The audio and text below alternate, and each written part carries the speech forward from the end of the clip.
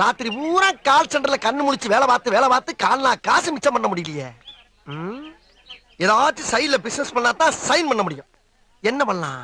இங்கே ஸ்டார்ட் பண்ணிட்டேன். எப்படினாலும் இன்னைக்கு நான் கொஞ்சம் பழகணும்ல. நல்லா பழகுங்க. இன்னைக்கு காலையிலேயே உட்காந்து இவ்வளோ போட்டிருக்கேன். மறுபடியும் என்னோட டீச்சர் எப்போவும் ஆஃபீஸில் தான் இருப்பாங்க.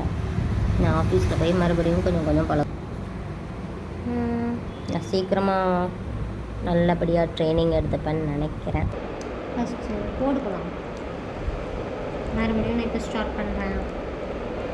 ஓகே.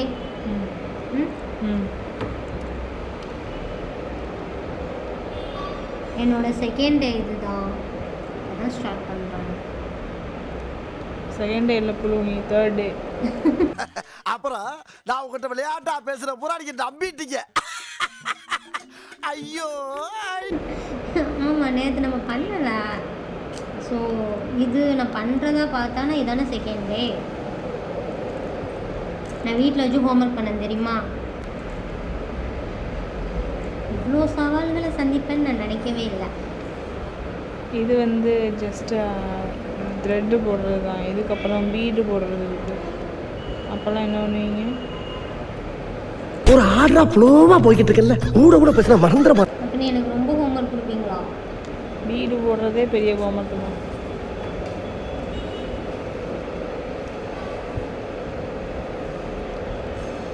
நான் என்ன பண்ணேன், என்னால் சீக்கிரமாகவும் கற்றுக்க முடியாது. ஆஃபீஸ் வந்தானா நீங்கள் இருப்பீங்க, வீட்டில் எனக்கு யார் சொல்லி தருவா? நீங்கள் தான் உங்கள் கையிலே பெரிய டீச்சர் ஃபோன் வச்சுருக்கீங்க. அதில் தான் எவ்வளோ டீச்சர்ஸ் இருக்காங்க, நான் ஒருத்தி மட்டுமா இருக்கேன். வர்றேன் பூரா மொத்தமா என்னையவே குறி வச்சு வந்தா நான் என்னடா பண்றது? கரெக்டு தான். இருந்தாலும் பக்கத்துல இருந்து ஒருத்தவங்க சொல்லி கொடுத்த மாதிரி இருக்காது. நீங்கள் எப்படி பழகுவீங்க? நான் வந்து பெருசாக காசெல்லாம் செலவு பண்ணி படிக்கிற ஐடியா கிடையாது. நம்ம நெட்டை எப்படி யூஸ் பண்ணுவோம், நெட்டு வேஸ்ட் ஆகுது. அந்த நெட்டு வேஸ்ட் பண்ணுறத ஆரி ஒர்க் பண்ணுறத பார்த்து அப்படியே நெட்டை வேஸ்ட் பண்ணேன். அது எனக்கு ஒரு இன்வெஸ்ட்மெண்ட் ஆயிடுச்சு. அதெல்லாம் பழகிட்டீங்க. பழகிட்டேங்கிறத விட என்னோடய ட்ரெஸ்ஸுக்கு நான் போட்டுப்பேன். ஆனால் நான் ரொம்ப இழுத்து போடுற மாதிரி தோணுது. இழுத்து போட்டாலும் அன்னைக்கு நம்ம போடுறப்போ வந்து நான் எதுவுமே வராமல் இருந்ததில்ல. இன்றைக்கி கொஞ்சம் ஃப்ளோவாக போகுதில்ல. ஸோ அது வரையும் குட். அன்றைக்கி இந்த ஸ்டார்ட் பண்ணுறது இப்படி வச்சு ஸ்டார்ட் பண்ணுறேன்.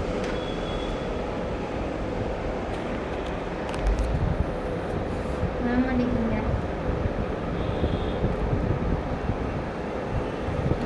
ஆட தெரியாத சிலுக்கு காலில் சுழுக்கு. எனக்கு வரலன்னு தான் சொன்னேன். அது வரும். இது வரலன்னு சொல்லலாம். போடணும், அது வரும்.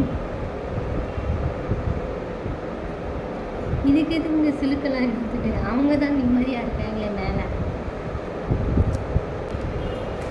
ஐயோ, நான் ரொம்ப கஷ்டப்பட்டு போகிற மாதிரியே இருக்குது. நீங்களாம் ஈஸியாக போடுறீங்க. நாங்கள் வந்து ஸ்டார்டிங் ஸ்டேஜில் வந்து அந்த அந்த ஹூப்பையே உடச்சி போடலான்ற அளவுக்கு டென்ஷனில் தான் போட்டோம். அதுக்கப்புறம் அதை நம்ம போட அதுக்கு நம்மளை பிடிச்சிரும், அப்படியே செட் ஆகிடும். அப்புறம் அதை நீங்கள் வைக்கணும்னு நினச்சா கூட எனக்கு தெரிஞ்சு நீங்கள் இந்த 2 வேலையும் குக் பண்ணிவிட்டு ஆரி ஒர்க்லேயே முழுசாக எனக்கு கூட வாய்ப்பு இருக்குது.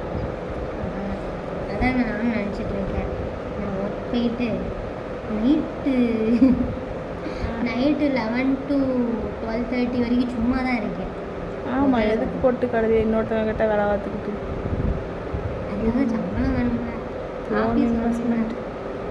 கொஞ்சம் இன்வெஸ்ட்மெண்ட் பண்ணியிருந்தால் போதும், நம்மளே பண்ணிக்கலாம்.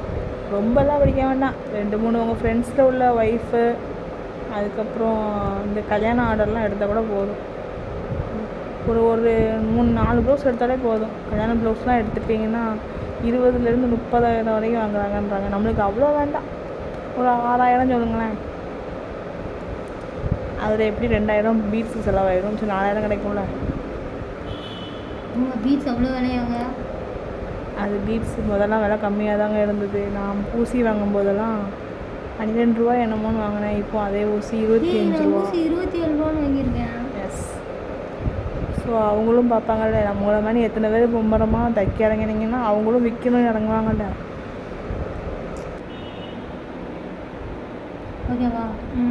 பெருசுக்குள்ள சுமந்தை விட்டு இழுத்துடும். ஓகே தானே? ஆமாம், அது இப்போ கரெக்டு தான், இவ்வளோ தான் வரும். அதுக்கப்புறம் தான் அதை நம்ம சரி பண்ண முடியும். ஓ, இப்போ அவ்வளோதான் வரும்ண்ணா? அது போக போக தான் பண்ண முடியும். சரி, ஓகே. எப்படி இருக்கு இன்னைக்கு? இது ஃபுல்லாக போட்டிருக்கேன். அச்சோ, நான் என்ன பண்ணுவேன் பெருமானே, அவரை பார்த்தானே என்னமா பண்ணுதே, வெக்கமா வருதே. நாம் யாருக்கு என்ன தீங்கு செய்தோம்? நமக்கு மட்டும் ஏன் இப்படி எல்லாம் நடக்கிறது?